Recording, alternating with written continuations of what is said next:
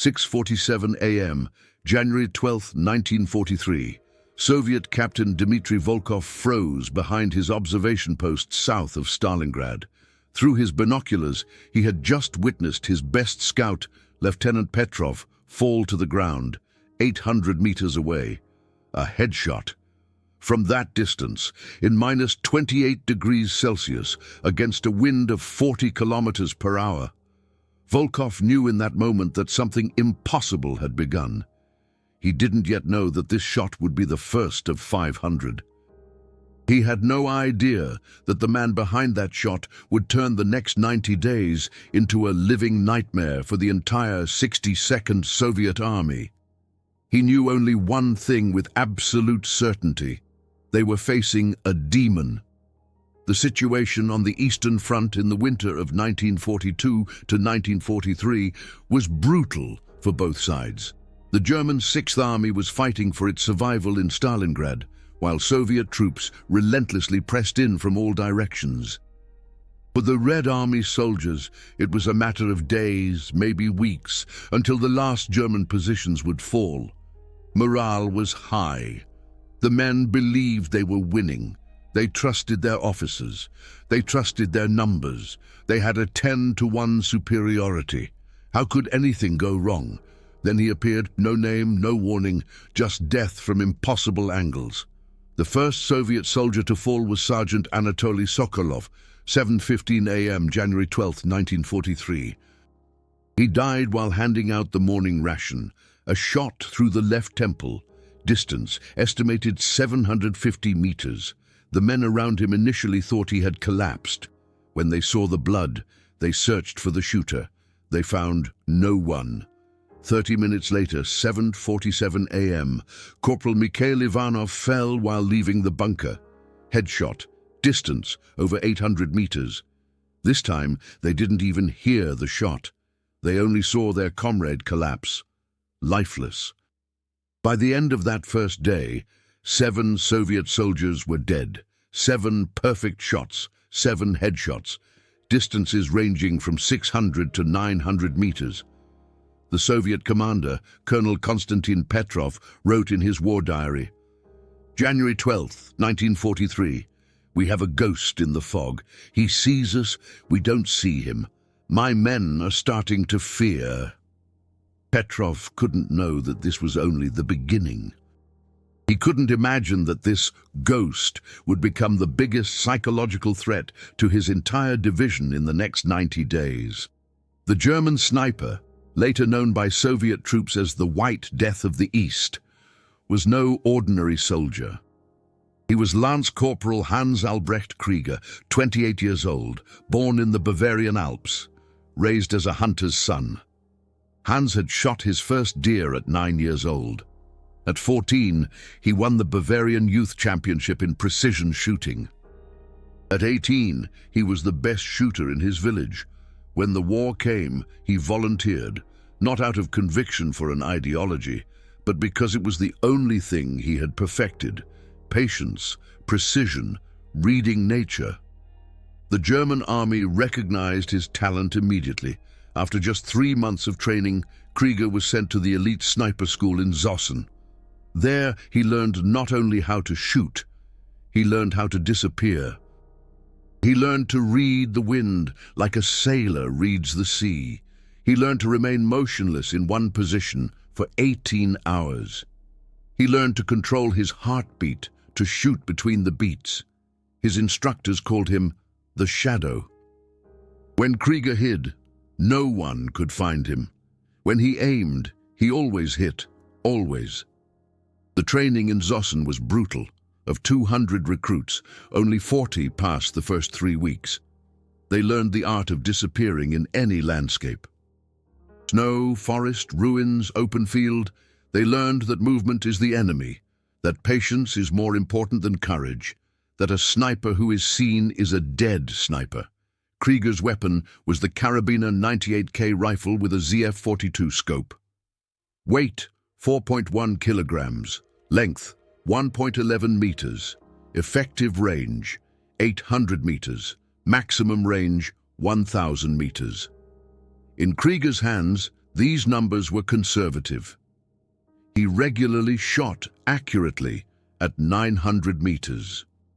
He learned how temperature affected the projectile trajectory, how wind blew differently at different altitudes, how humidity slowed the bullet down. He became a human ballistic computer. When he arrived on the Eastern Front in December 1942, he was ready for what the Soviet troops would describe as 3 months of pure terror. The first week, January 12th to 18th, 1943, 43 confirmed kills. Soviet losses were concentrated on officers, scouts, and machine gunners. Krieger's tactic was ice-cold logic. Decapitate the leadership, blind the eyes, cut off the firepower. Every shot had a strategic reason. Captain Volkov desperately tried to understand the pattern. He placed observers.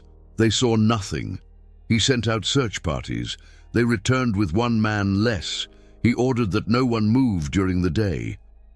Krieger shot at night by moonlight from 600 meters. Volkov noted on January 18th, "We are fighting a demon who can see through walls. My men refuse to leave their bunkers. Morale is collapsing. But here's what's truly terrifying. Krieger wasn't just shooting. He was playing with them. On the morning of January 19th, he shot the hat off a Soviet officer's head. Only the hat. The officer fell to the ground in shock, unharmed. The news spread like wildfire. The German sniper could kill anyone he wanted, whenever he wanted. He decided who lived and who died. This psychological game was more devastating than 1,000 bullets. Soviet soldiers began attributing superhuman abilities to Krieger. He could see in the dark. He didn't need sleep. He could shoot through fog. He wasn't a man, but a vengeful ghost. Superstition spread faster than orders. Men wore charms. They prayed to icons. They refused to guard certain sections. An entire regiment, 200 men strong, was incapacitated by the fear of a single shooter. The Soviet leadership responded with harshness. Commissars threatened execution for cowardice. It didn't help. You can force men to fight. You can't force them not to be afraid. Colonel Petrov requested reinforcements, not more soldiers. He wanted Soviet counter-snipers. Moscow sent 3 of the best. The first was Lieutenant Vasily Grigorovich, 38 kills, trained at the elite Moscow school. He arrived on January 25th. He studied the patterns. He identified 3 possible positions. He prepared an ambush.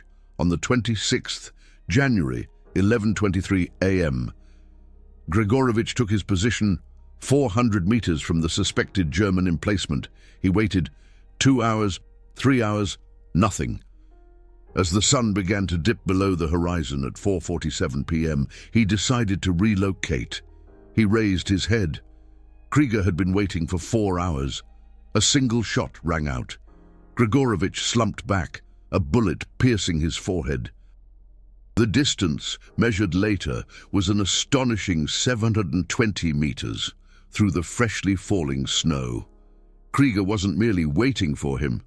He knew a Soviet sniper would come. He anticipated the Jaeger's impatience. He understood that 4 hours was the absolute limit a man could endure, motionless in that biting cold, and he was right. The second Soviet sniper, Sergeant Igor Kuznetsov, credited with 52 kills, attempted a different tactic. He wouldn't hunt, he'd use bait. On February 2nd, he strategically placed a dummy, a crude puppet dressed in a Soviet uniform. The plan was simple. If the German sniper fired upon it, the muzzle flash would betray his position. Krieger didn't shoot the puppet. He shot the man holding the puppet's strings. Kuznetsov died instantly, February 5th, 1943, 8:34 a.m. Distance, 650 meters. The third sniper was different. Captain Anatoly Chekhov, boasting 91 kills, had fought on the Finnish front. He had survived against the Finns, widely regarded as the best marksman in the world.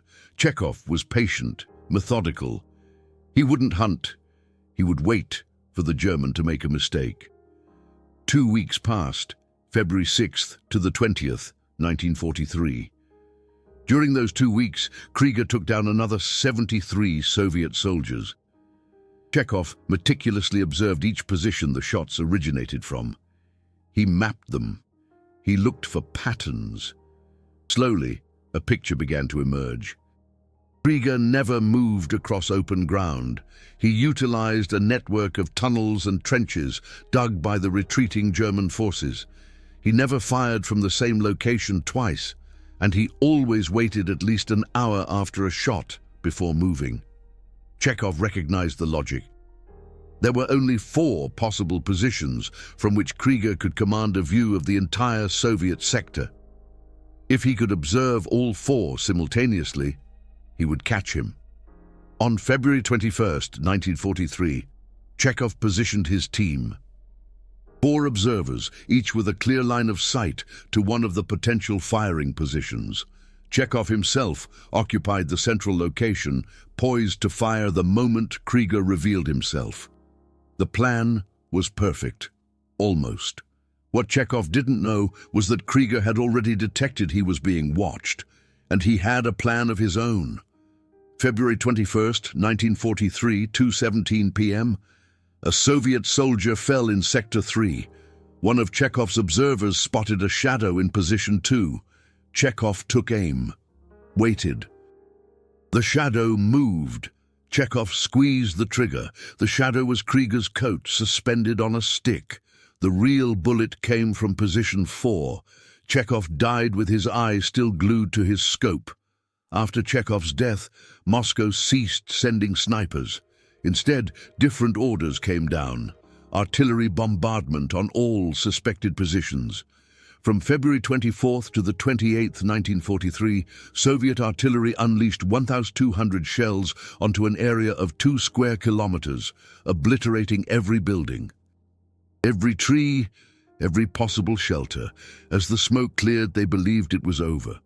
It was not over. March 1st, 1943, 7:02 a.m., 3 Soviet soldiers fell. Headshots. The White Death had survived. How, they wouldn't learn until after the war. Krieger had anticipated the artillery barrage. He had retreated 3 days prior into an earthen tunnel, 2.5 meters below ground, equipped with an air shaft and provisions for a week.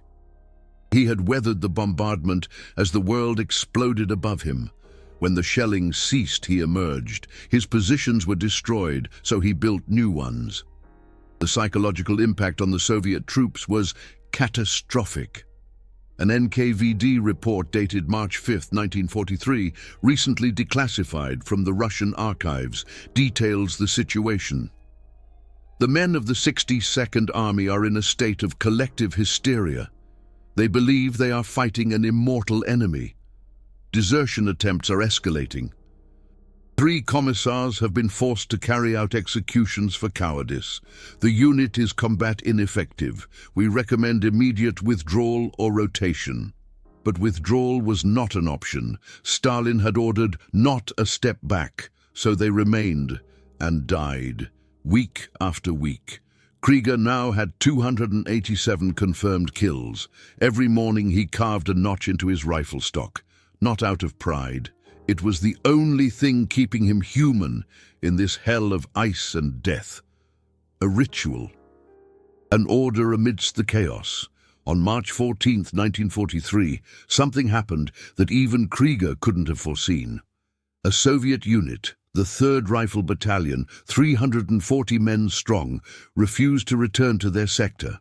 The commissar threatened execution. The men said they would rather be shot by their own comrades than by the German ghost. The commissar shot the ringleader. The other men attacked him. There was a mutiny. 23 men died before order was restored.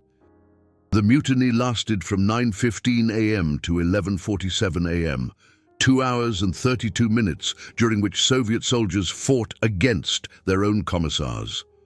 Not because of politics, not because of ideology, but because of naked, raw fear. The leader of the mutiny, Sergeant Dmitry Ivanov, 34 years old, had fought in the war against Finland. He had survived the siege of Leningrad. He was no coward, but he had lost 17 of his men to Krieger in the past 3 weeks. He had watched them fall, never understanding where the death had come from. When the order came to return to the death sector, something snapped inside him.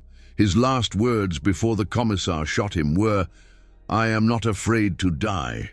I am afraid of being unable to do anything about my death." This was the first documented case of a single enemy soldier causing a military mutiny. The report about it reached Stalin personally. Stalin sent a telegram to the front commanders. "Find this German dog and bring me his head, any means necessary." They tried everything. They tried hunting him with special forces units. The units returned with 2 fewer men. They tried pumping poison gas into suspected tunnels. Krieger was never in those tunnels. They offered a reward, 10,000 rubles for anyone who could kill or capture the German sniper. No one came forward to claim the reward. They tried propaganda. Leaflets were dropped over German lines, urging Krieger to surrender with promises of fair treatment. Krieger used the leaflets as insulation in his boots. The only tactic that worked was the simplest: move at night, never during the day. The Soviet troops became creatures of the night. They dug in during the day and only moved in absolute darkness.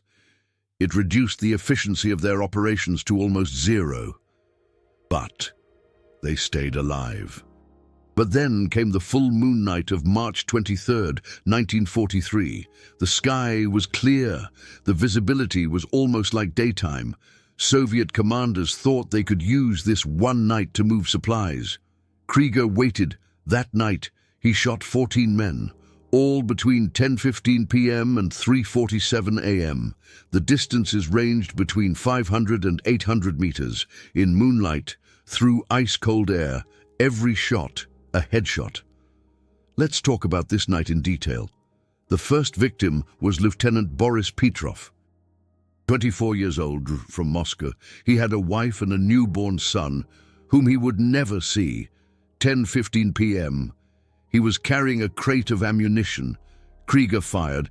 Petrov fell, without even knowing what hit him. 10:47 p.m. Sergeant Vladimir Sokolov, 31 years old, a father of 3. He was smoking a cigarette, thinking of home. The shot came from 720 meters. He died with the cigarette still in his mouth. 11:23 p.m. Corporal Ivan Volkov, 19 years old. It was his first week at the front. He was writing a letter to his mother. The letter was never finished. 14 men that night, 14 lives extinguished, 14 families who would never understand why. One Soviet survivor, Corporal Alexei Morozov, was interviewed in 1997. "I saw my comrades falling like dominoes, one after another. I didn't hear a shot, only the sound of bodies hitting the frozen ground. I thought God had abandoned us. I prayed for the first time since I was a child, not for victory, just to see the next sunrise." By April 1st, 1943, Krieger had 437 confirmed kills. The 62nd Red Army had lost 30% of its officers, not in combat, by a single man. The military effectiveness of the unit had fallen to 40%. Attacks had to be postponed. Patrols were cancelled. Entire sectors were abandoned just because Krieger might be there. A German colonel wrote in a report, "Lance Corporal Krieger has more strategic value than an entire regiment. He is holding a Soviet army at bay, alone." But Krieger paid a price. He had maybe slept 60 hours in 80 days. He had lost 40 pounds. His hands trembled uncontrollably. When he wasn't shooting, he had stopped speaking. When comrades visited him, he just stared. His eyes were empty. Let's talk about the physical price Krieger paid. The Russian winter of 1943 was one of the coldest in decades. Temperatures regularly dropped below -22 degrees Fahrenheit. Krieger spent an average of 14 hours per day, motionless in the snow and ice. His body began to shut down. Second-degree frostbite on both feet. 3 toes on his left foot turned black. He refused to go for medical treatment because he knew they would never let him return. So, he cut off the dead toes himself with a field knife. Without anesthetic, he bit down on a leather strap to keep from screaming and amputated his own toes because the mission was more important than his body. His diet consisted of frozen potatoes, black bread, and occasionally dried meat. About 800 calories per day. A man of his size and activity needed 3,000. His body began to burn muscle mass, to generate energy. He lost 40 pounds in 90 days, from 180 to 140 pounds. His face became hollow, his eyes sunken. German medics, who saw him at the end of March, thought he had typhus, but it was just exhaustion, total, complete exhaustion. His superiors recognized the signs. This was a man on the edge, but they couldn't pull him out. The strategic situation was too critical, so he stayed and shot and broke inside, shot after shot. On April 10th, 1943, day 89 of the 3 months, the order came for the German retreat. The Eastern Front had collapsed. The Sixth Army had fallen. It was time to leave. Krieger took his rifle, his backpack, and vanished. In the chaos of the retreat, he was lost sight of. Some said he had fallen in an artillery attack. Others claimed he had retreated into the woods to continue fighting alone. The truth was not known until 1956. Hans Albrecht Krieger had survived the war. He had gone back to Bavaria, back to the mountains, back to the forests of his childhood. He never spoke about the war. He never attended veteran reunions. He lived alone in a cabin, 25 miles from the nearest village. When a reporter found him in 1963 and asked for an interview, Krieger only said, "I did my duty. That is all. Leave me alone." The reporter noted that Krieger never blinked. His hands were absolutely still, and his gaze was that of a man who had seen too much and could never forget. Krieger died in 1989 at the age of 74, alone, in his cabin. They found his rifle, the Carabiner 98K rifle with a ZF-42 scope, with which he had killed 500 Soviet soldiers. There were 500 notches on the stock. Next to it lay a diary. It contained no tactical notes, no heroic deeds, only one sentence, repeated 500 times. "Forgive me." Upon his death, a second notebook was also found. This contained his camouflage techniques, written in a kind of code that only other snipers would understand. He described how to disappear in the snow by not wearing white, but grey and dirty white. Pure snow reflects too much. Dirty snow absorbs light. He described how to conceal your breath by breathing through a wet cloth, which absorbs the vapor. He explained how to choose positions where the sun never hits the scope, how to never silhouette yourself against the horizon, how to use movement in your peripheral vision, not in direct view. These were techniques that he had perfected through 90 days of survival against an army. After his death, these notes were given to the German army. They are still taught in sniper schools today. Krieger's legacy is not the number of dead. It is the science of becoming invisible. Soviet veterans, who later spoke about Krieger, did so with a mixture of fear and respect. Major Dmitry Volkov, the captain who had lost his scout on day 1, wrote in his memoirs in 1978, "We hated him. We feared him, but we respected him. He was not a monster. He was a soldier, perfectly fulfilling his mission. If I'd had a man like him in my regiment, the war might have gone differently." Military historians still study Krieger's tactics. his ability to remain hidden for months, his psychological warfare, his ice-cold patience. Modern sniper schools teach his methods, not his kill count. His philosophy: the best shot is the one you don't have to take. The second best is the one no one hears. The third best is the one the enemy sees but never understands. This story isn't just statistics from archives. It's the memory of real men, Soviet soldiers and German soldiers, who fought in a hell no one could win. It's the story of Hans Albrecht Krieger, a man who became a living legend and paid for it with his soul. It's the story of 500 Soviet soldiers who never came home. Each of them had a name, a family, dreams. These stories must be preserved.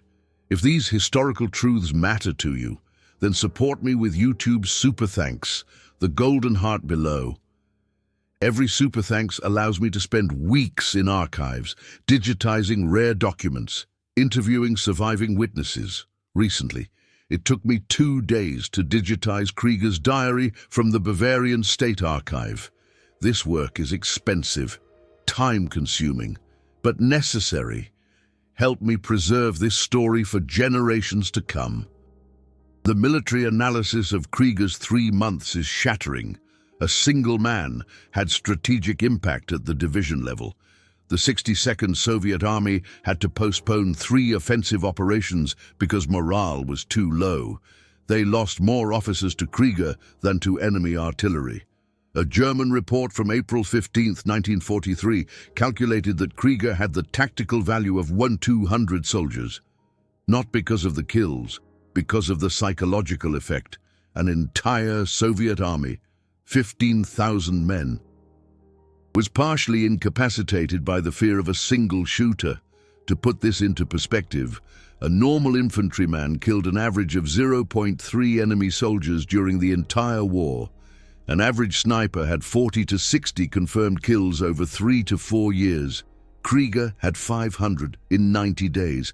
That's 5.5 kills per day, every day, for 3 months, in temperatures that plummeted to minus 30 degrees Celsius, through blizzards, fog, wind, with limited ammunition, without reinforcements.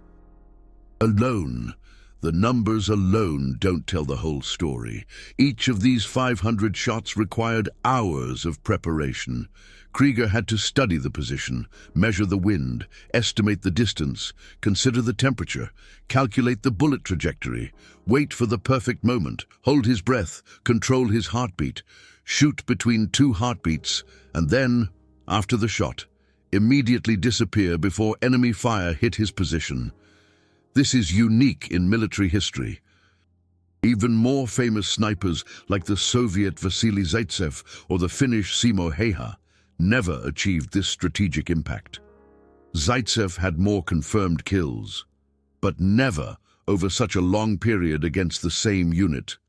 Heiha fought in shorter, more intense engagements. Krieger was different. He was a marathon of terror, day after day, week after week, 3 months without interruption. His tactics were studied by the German army and codified in manuals.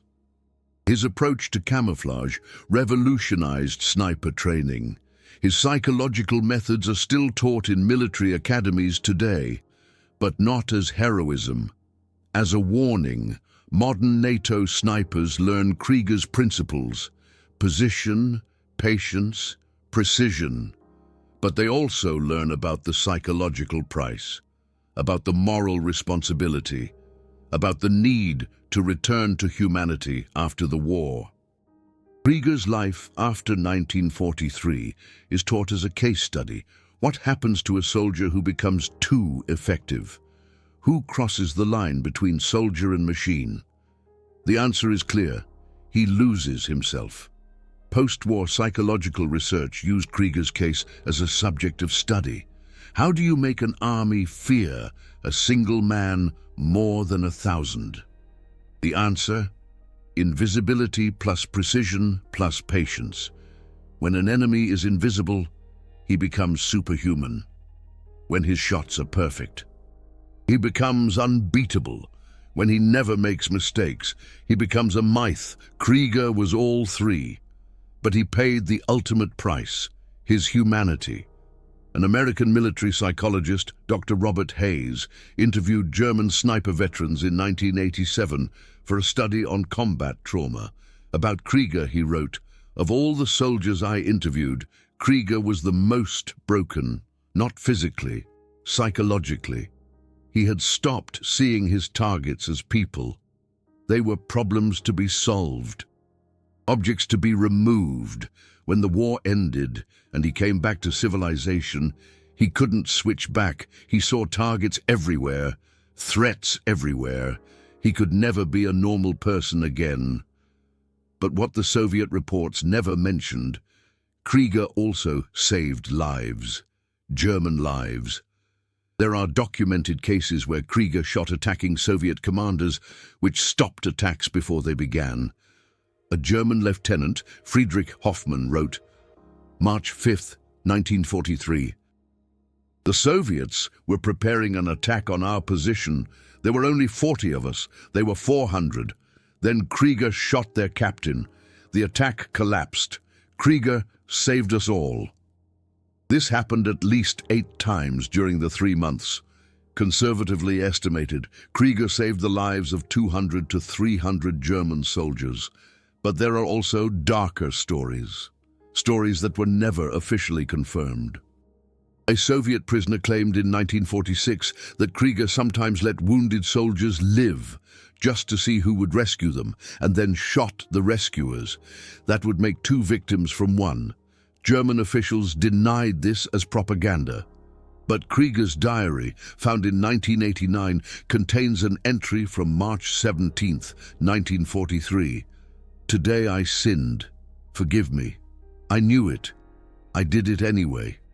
What he didn't write. We'll never know. What we do know, war turns people into monsters. Out of good people, decent people, loving people, Krieger was a normal Bavarian boy before the war, who loved hiking in the mountains and hunting deer. After 3 months as the White Death of the East, he was a broken man who spent the rest of his life trying to find forgiveness. This is the real tragedy, not the 500 dead, the fact that each and every one of those dead warriors chipped away at his soul a little more. After the war, Krieger was never officially honored. The Federal Republic of Germany distanced itself from everything to do with the war. There were no medals for snipers, no monuments, only silence. Krieger himself wanted it that way. He rejected any recognition. He wanted to forget. He wanted the world to forget. But history never forgets. Krieger's story raises an uncomfortable question. What makes a man a hero, and what makes him a monster? In Germany, the remembrance of soldiers like Krieger is complicated. They fought for a regime that committed crimes against humanity, but they themselves were often young men who believed they were doing their duty. Krieger himself spent his life after the war in remorse. His diary, 500 times forgive me, shows a man who knew he was part of something terrible, even if his direct orders were militarily legitimate. Modern ethicists use his case to discuss the responsibility of soldiers. Can you follow orders and still be morally guilty? Krieger believed the answer was yes. That's why he lived alone. That's why he asked for forgiveness. Not from Germany, not from superiors, from the 500 men whose lives he took. This makes his story more than just military history. It makes it a warning. What impressed you the most? Many viewers have shared incredible family stories. Grandfathers who were there, letters found in attics, or diaries that lasted generations. Share your family history from this time below. Every comment is a piece of history that we preserve together. Did anyone in your family serve on the Eastern Front? Do you know similar stories of extraordinary soldiers? Write it in the comments. Your stories are the reason why I do this work.